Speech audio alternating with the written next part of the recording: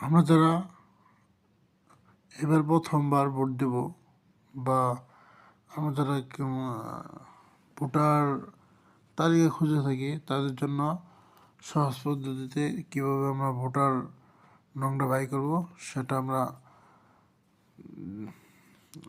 By করার পদ্ধতিটা দেখে নিই। এবং অ্যাপটার নাম হচ্ছে স্মার্ট ইলেকশন বিডি।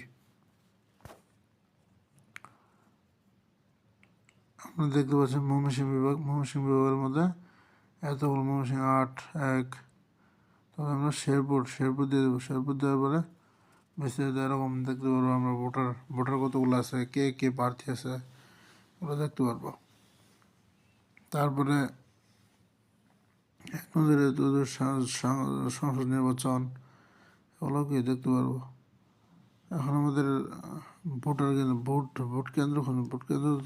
ভোটার তালিকাটা বের করে যেভাবে সেটা হচ্ছে ভোটার কেন্দ্রে যাবেন। ভোটার কেন্দ্রে যেয়ে এখানে আপনার আইডি কার্ডের নাম্বারটা রেখে দেবেন এবং আপনার জন্ম তারিখ লিখে দেবেন। লিখে দেওয়ার